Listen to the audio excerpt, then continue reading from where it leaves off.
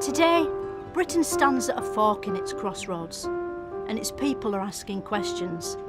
Now we've got our country back, what actually is it? Who are we, and why? The best way to find out where Britain's heading is to look behind us into something called history, a sort of rear-view mirror for time. So that's where I'm going, back there. It's a journey that'll take me the length and width of the country, from the White Cliffs of Dover to the Scottish Highlands of the Scottish Highlands, from old stone circles to modern stone circles, from the tranquil beauty of Roman Bath to the golden wonder of Oxford services. I'll discover how we went from ancient man to Ed Sheeran, why Elizabeth I happened, and solving the mystery of just who Winston Churchill was, and why he wound up helplessly trapped inside this banknote. Along the way, I'll be shouting at helicopters. And looking at some of the biggest faces in British history, and asking other people's faces about them. Why did they call John Major the Prince of Onions? And also, walking somewhere impressive with my mouth shut, while my voice speaks anyway, like I'm talking aloud in my own head. All of it taking place in this sceptred isle we call home. So join me, Philomena Cunk, as I take you right up the history of the United Britain of Great Kingdom. This is Cunk on Britain.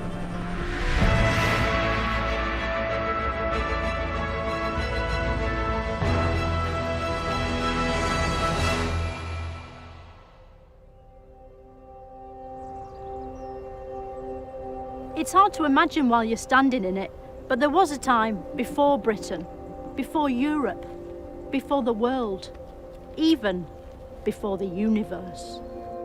Nobody can say when it was, because it was also before clocks and words. It was a time when nothing existed, empty, without motion or energy or light or hope, just like Plymouth today. Just imagine something like this orange, and then imagine it's not there. Then do that one by one with everything that exists until there's nothing at all.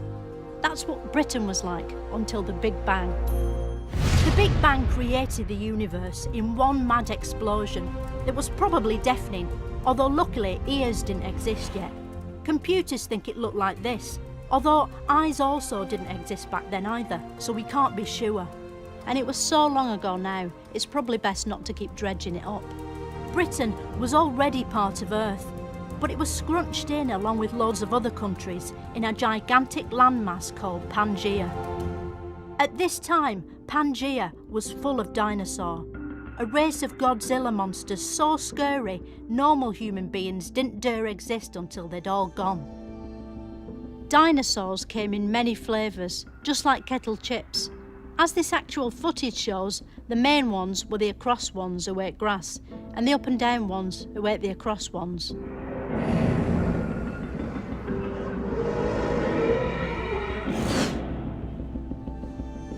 This tyrannical sawdust Rex is the only real dinosaur left in the world, which is probably why it's so angry, spending literally every waking moment of its life roaring helplessly at passing tourists.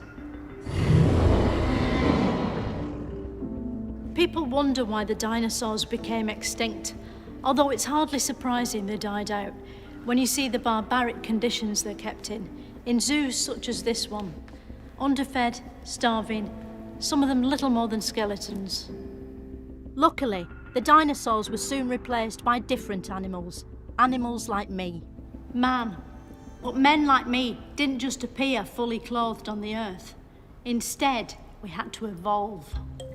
Evolution is complicated, so we've massively slowed it down here so you can see it happening. And this wasn't the only change that was happening. Pangaea was changing too. Over time, all the countries decided to split away one by one to work on solo projects, and Britain was no exception. Stone Age man used stones to make basic weapons and tools, like these hand axes. As well as boring, these are also shit by today's standards, but back then they were cutting edge, because they had a cutting edge. The Stone Age was all rocks, wasn't it? Are stones made of rock, or are rocks made of stone? Both. A stone is a rock. Generally, a rock is... And a rock is a stone. Yeah. Generally, rocks are more edgy, more ragged varieties of stone. The Stone Age lasted a very long time. In fact, our species spent more time in the Stone Age than any other. Let's think of it this way. If you look at the human history, prehistory as a year, and so New Year's Day is where humans start to use fire and shape stone tools. And this year is the last split second before midnight at the other end of the year. Then we're in the Old Stone Age until about 3 p.m. on the 31st of December. So rocks are more jaggedy. You could tell Stone Age stuff was precious because they kept everything deep underground. Why did Stone Age people bury all their stuff underground? Were they worried someone might steal it? No, that's how we find it. It wasn't always underground. It was on the top. The reason we find it as archaeologists is that we go out and we dig it up. Oh. But not all Stone Age things have to be dug up. Some are still visible, which means you can see them. This is Stonehenge, early man's finest achievement. To Stone Age Britons, this was a cross between Nemesis at Alton Towers, in that it was a spectacular attraction, and the queue for Nemesis at Alton Towers, in that it never fucking moves. Stonehenge was used to tell the time, which means Stonehenge is the only clock you can see from space, unless you have a clock in your spaceship. Eventually, primitive cave boffins discovered new materials. Early man dropped rocks like a stone and got into metal, bronze, and then iron. Iron Man was born. But this Iron Man didn't have superpowers like the Iron Man in films. He couldn't fly or tolerate Gwyneth Paltrow. So instead, he had to go to lengthy measures to defend himself. Luckily, cave boffins had also invented the iron spike. And shortly after inventing the spike, they invented stabbing each other.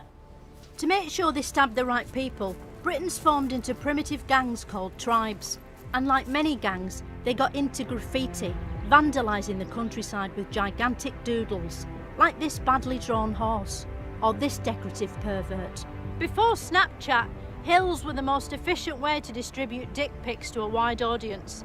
As a result, this site at Cerne Abbas became the second crudest hill in British history, after Benny. There's disagreement about how old the Cerne Abbas giant actually is, especially since he's still young enough to get wood. What's not in doubt is that he represents the birth of British art, being the biggest example of a noble visual tradition that's echoed down the ages. But this happy land of spikes and hill filth was about to come under threat from something nobody saw coming: Romans. Where did the Romans come from? To begin with, they came from Rome, and then they came from the Roman Empire. Right, but where in Britain did they come from? Not from Britain, they came from Rome, which is in Italy. Right, well, this is about the history of Britain, so where in Britain did they come from? Well, the Romans came from Rome, and they headed northwards and conquered most of Europe. And then they crossed the English Channel, and they conquered about half of Britain. And where did they go once they were in Britain? Well, they tried to get to Scotland, but they decided it wasn't worth the effort of going there. Yeah, I felt that. The Romans were so advanced, they came with Latin pre-installed, and they soon taught the primitive locals how to wash and walk on their hind legs. The Romans were fearsome in battle, but soon found themselves facing resistance from some British locals known as Celts. There was heavy fighting, although according to experts, it wouldn't have quite looked like this.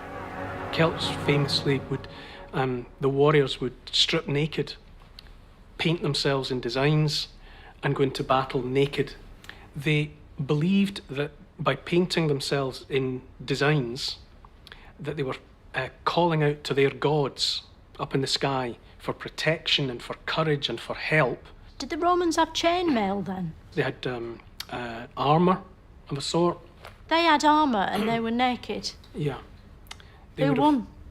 Well, The Romans. The Romans won in the end. I knew it. I bet when the Celts turned up naked and saw what the Romans had on, I bet they were kicking themselves. I bet they felt stupid. But they were like, who suggested this? Having defeated the Celts, the Romans set about revolutionising British life. They built Hard Ian's Wall and put the capital of Britain in Colchester, where nobody would want to come and get it. They introduced coins and invented these primitive 8-bit computer game graphics, but couldn't make them move. What the Romans really loved was bathing, which is why they built this in the English town of Bath. No one in Britain had seen anything as sophisticated as these baths. You could think of it as an early example of gentrification, like when someone opens an artisan bakery in Hull. Imagine in ancient Britain walking into this place. He'd scarcely be able to comprehend what he was seeing. It'd be like Steve McFadden climbing on board Concorde. Perhaps most impressive of all, the Romans invented roads. Before roads was invented, you had to travel around by standing at the edge of your village and seeing how far you could jump. Despite all this, some people resisted the Roman invasion. Queen Boudica came from Norfolk, like so many rebels. Myline Class, Ed Balls, Delia Smith. Boudica hated the Romans. She led a barbarian army in revolt and attacked Colchester, turning it from the bustling capital into a smouldering hellhole full of weeping and despair, which you can still visit today. Rome was the most advanced warfare machine on the planet, but Boudica's army fought back with the weapon they knew best, spikes, and lost because it's just spikes. Once Boudica was crushed, the Romans ruled over Britain for years, until suddenly they had to rush home because they remembered they'd left a complete collapse of civilization on. Britain was left on its own. It had taken back control from the unelected bureaucrats of Rome and was free at last to explore its own proud destiny. And it did that by immediately entering the Dark Ages. We don't know a huge amount about what actually happened during the Dark Ages because the Romans had taken the last pens with them. That's probably why it became a time of myth and great heroes like King Arthur. King Arthur came a lot, didn't he? I think you mean that he's associated with the court of Camelot. No, it definitely says King Arthur came a lot. Camelot. Camelot. Yeah, it's his court where he held court. It's a place. All right. But do we know if he came a lot? Or like just the same as an average man? Like about a tablespoon? The only evidence I have in that regard is that he is said to have had one child. Right. So probably not. Probably not. Even though he didn't exist, King Arthur lived in a castle called Camelot, where he founded the Round Table, even though he didn't do that either. The Round Table was a sort of lazy Susan, which meant the knights could get at the snacks they wanted without having to move around in their armour. But perhaps the greatest British icon to emerge during the Dark Ages was mega patriot and dragon slayer St. George. We don't know where or when George slayed the dragon, but we know it definitely happened because a bystander took this painting of the event. And it probably happened somewhere in Wales. It's one of the few concrete facts to come out of the Dark Ages. Do we know for certain the dragon was threatening St. George? Or do we just jump to conclusions because of the way the dragon looked? The story of St. George killing the dragon isn't actually true because there are no dragons. After he killed the dragon, how was he rewarded? I mean, what's better than a saint? Well, he didn't kill the dragon because dragons don't exist. It's made up. But is it true to say he was the greatest Englishman who ever lived? The thing about St. George is that he wasn't actually English. His father came from the middle of what's now Turkey, and his mother came from Palestine, and he never actually came to England. Oh, you're joking. But although St. George never bothered, lots of other foreigners did set foot in Britain, as it got invaded again and again. First by the Angles and the Saxons, and then by the notoriously brutal Vikings, who arrived from Denmark in longboats, wearing metal helmets which they'd somehow managed to pull over the terrifying skull horns that jutted from their heads. British King Alfred of Great fought the Vikings by giving up and letting them settle in York, probably because it had the Jorvik Viking Centre. Soon interbreeding meant the Vikings lost their distinctive horns and became indistinguishable from normal humans. For a few hundred years, Britain was relatively peaceful, until one day when a new king, Harold, was getting coronated, and Halley's Comet, a sort of very short firework display, appeared in the sky. The comet has always heralded great events. It last appeared in our skies in 1986, the same year the sitcom Brushstrokes started.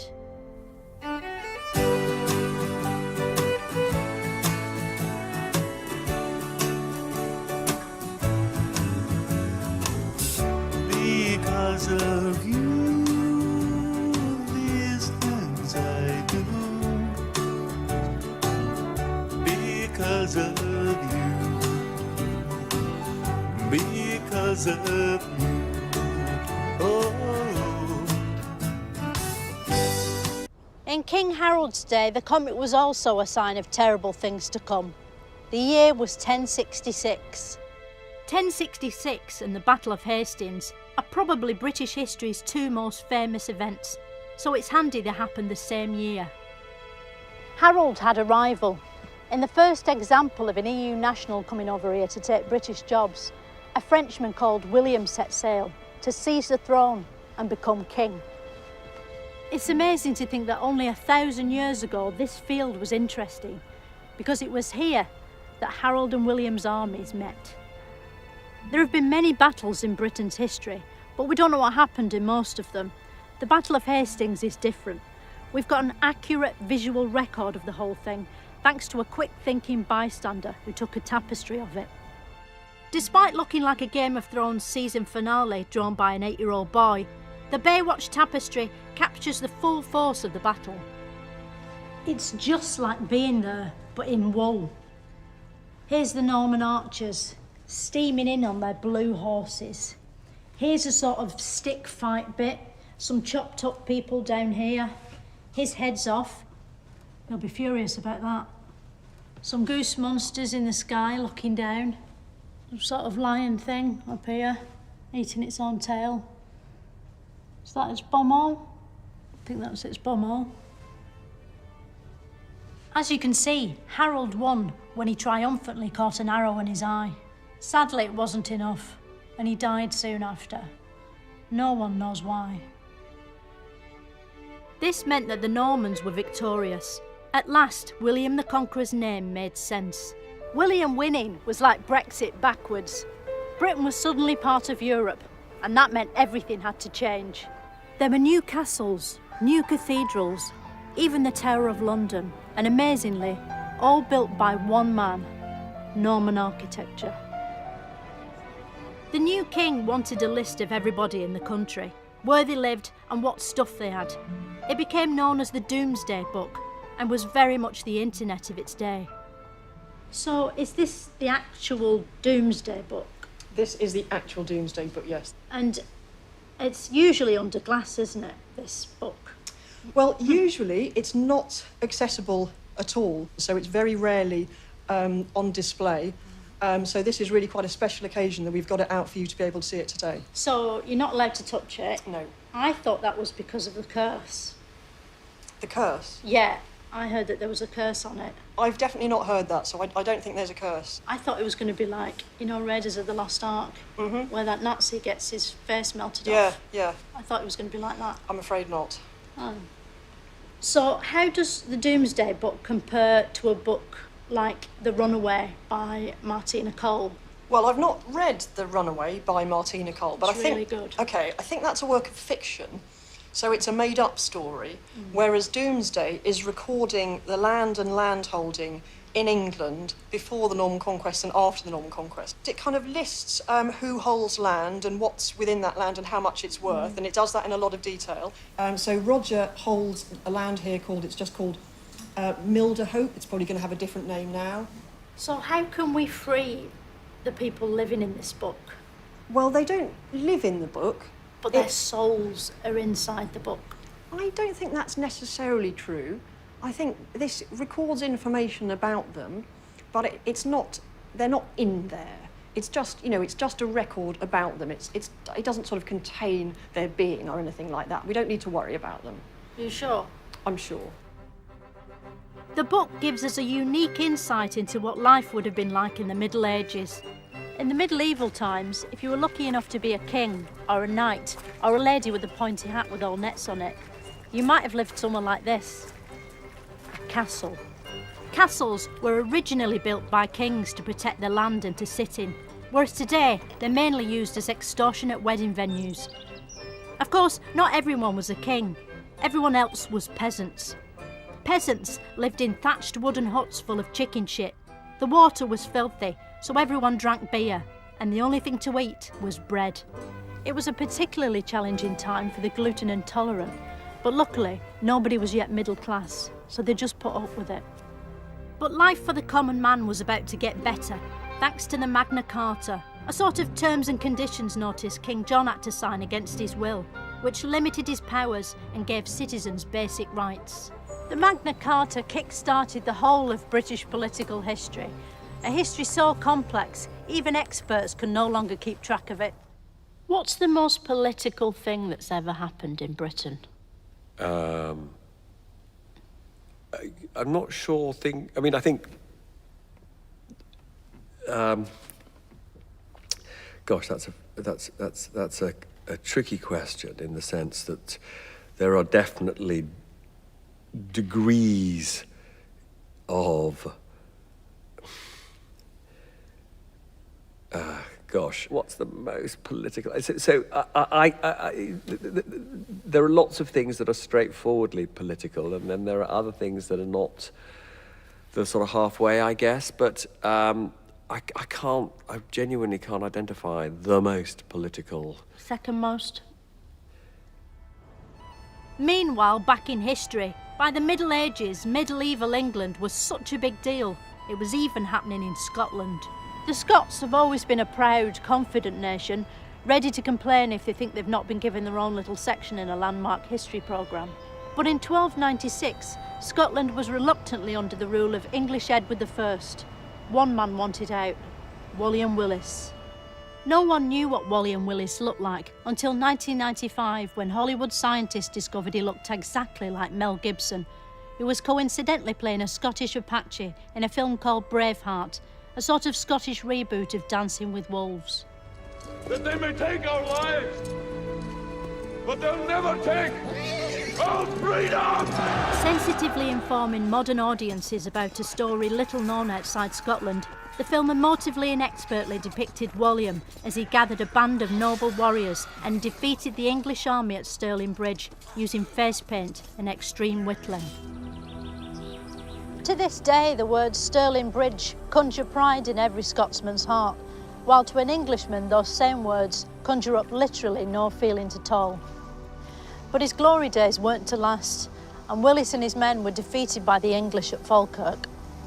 With Willis gone, a posh Scotsman called Robert E. Bruce thrashed the English at the Battle of Bannockburn and took the throne. Scotland would never again be under English control, for a bit. Willis, meanwhile, was eventually captured by the English and taken to London, where he was publicly hung, drawn and quartered. This means he was hung by his neck. Then while he was still alive, his guts were chopped out and his body cut into 4 quarters. Something you can ask your local butcher to do to a chicken. Once it had stopped screaming, Willis's severed head was placed atop a pike on London Bridge, like a sort of gory Scottish Pez. Willis's execution kicked off a golden age of public entertainment. As well as watching people die painfully, popular pastimes included bear baiting, shin kicking and cockfighting, which isn't what it sounds like, even though I checked twice. But British culture wasn't just being cruel to animals, it was also bum jokes. And the William Shakespeare of bum jokes was Geoffrey Chaucer. His greatest work was the Canterbury Tales, which everyone has pretended to have read at least some of.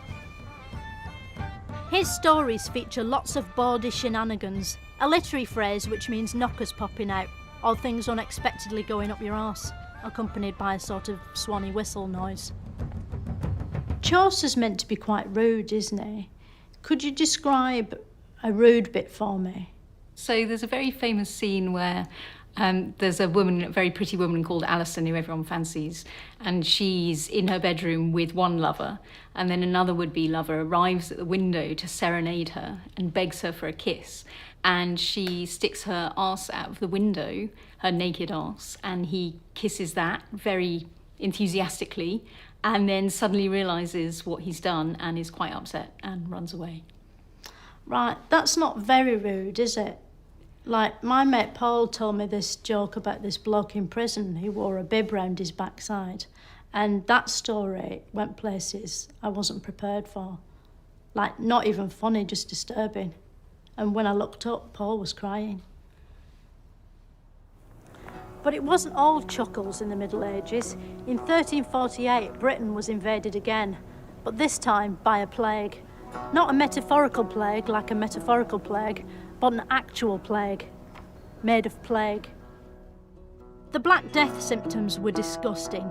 Discoloured buboes grew in the groin and armpits, making even a light workout next to impossible.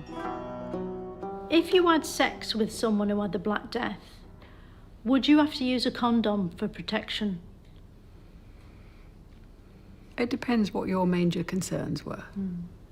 But you wouldn't be protecting yourself against infection. How long would you get off work if you got the Black Death? In about 70% of cases, you'd be off work forever. Oh, right. Result? Because you'd be dead. Oh. Roughly half the population died, which statistically meant that if you wanted to save your loved ones, you'd have to die yourself. The Middle Ages started like a fancy dress party and ended like Halloween. But once it had got its strength back and grown some more people, England descended into 30 glorious years of violent conflict between rival royal houses, the War of the Roses, which sounds like a sitcom about florists, but perhaps surprisingly wasn't. This was an incredibly complex period of history, which is frustrating because we've got to get it out of the way in this episode, and we spent too long talking about Mel Gibson earlier. The War of the Roses is a complicated struggle, but could you sum it up for my viewers in like 3 words? Conspiracy, dynasty, war. Could you do it a bit more thoroughly than that? I'll give you 10 seconds. Start. It's a struggle to control England and the crown. I've got a few more seconds. Between warring dynasties. Perhaps the most violent event of the War of the Roses was the Battle of Bosworth, which Richard III tried to escape by burrowing under a car park. He hid down there for centuries before finally emerging in 2013, by which point the war was over and he died of tarmac inhalation. Richard III may have died, but he gave birth to a series of celebrity kings and queens, the Tudors, very much the Kardashians of British history. But that's a story that'll have to wait for now. Join me next time when I go back in time again. Not in an exciting way like in a film. I'm probably just looking at some old pots or something. How can we be sure Henry VIII is who we think he was? What if he was someone else just pretending to be himself, who happened to look like whoever he actually was? Well... Diane Morgan, along with Joe Wilkinson, parody footage from the archives. They are the Archiveologists, available now on BBC iPlayer. Also online, let's head for the Cotswolds. You can see all from Series 1 of BBC Three's This Country.